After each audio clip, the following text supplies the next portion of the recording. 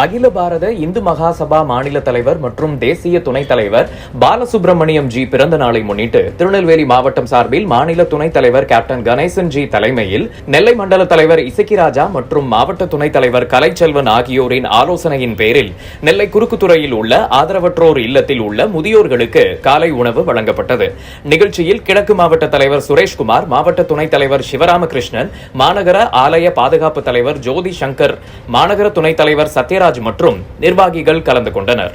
நெல்லை மாவட்ட மாநகர தலைவர் செல்வம் சிறப்பாக ஏற்பாடுகளை செய்திருந்தார். அதனைத் தொடர்ந்து பல்வேறு இடங்களில் நலத்திட்ட உதவிகள் வழங்க ஏற்பாடு செய்யப்பட்டுள்ளதாக மாநில துணைத் தலைவர் கேப்டன் கணேசன் ஜி தெரிவித்துள்ளார்.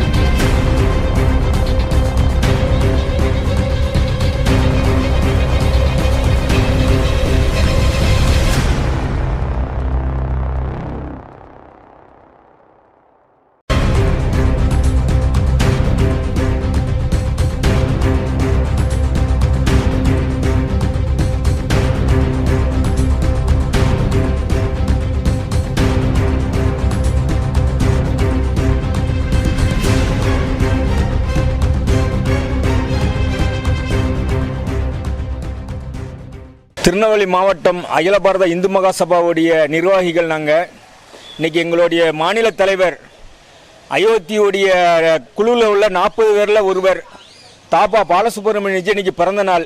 அதனால் இன்றைக்கி இந்த முதியோர் இல்லத்தில் நாங்கள் இன்றைக்கி அன்னதானம் கொடுத்துட்டு, அது போக நாங்கள் எங்களுடைய அமைப்பில் இருந்து கல்விக்கடன், வேறு உபகரணங்கள், சில இதுகளுக்கு தையல் மிஷினு, இப்படி எல்லாமே செய்யறதுக்கு நாங்கள் எல்லாம் இன்றைக்கி ரெடி ஆகிட்டு இருக்கோம். இன்னையுடைய நிலைமைக்கு பார்த்தீங்கன்னா, அரசியல் எடுத்துக்கிட்டீங்கன்னா எல்லாமே பணங்களை பலத்தோடு தான் போயிட்டு இருக்கு. ஆனால் இந்த தாபாசி அவர்கள் இன்னைக்கு ஒரு மேரேஜ் பண்ணாமல், கல்யாணம் முடிக்காமல் இன்னைக்கு அவ்வளோ தூரத்துக்கு இன்னைக்கு இருந்துட்டு இருக்காருன்னா ஒரு நல்ல மனிதர். அந்த நல்ல மனிதர் எலெக்ஷன் நின்னாங்க, அதிக ஓட்டு வாங்கினாங்க. ஆனால் வாங்கினதில் துட்டு கொடுக்காம வாங்கின ஓட்டு. அவர் அடுத்த திருப்பு நாங்கள் எம்பி ஆகிறதுக்கு நாங்கள் இந்த பிறந்த நாளோட சபதம் ஏற்றுக்கிட்டு அவர் நீடோடி வாழ்க என்று வாழ்த்ததுக்காக நாங்கள் நிர்வாகிகள் எல்லாருமே சேர்ந்து இன்னைக்கு ஒரு பேட்டி கொடுக்குறோம்.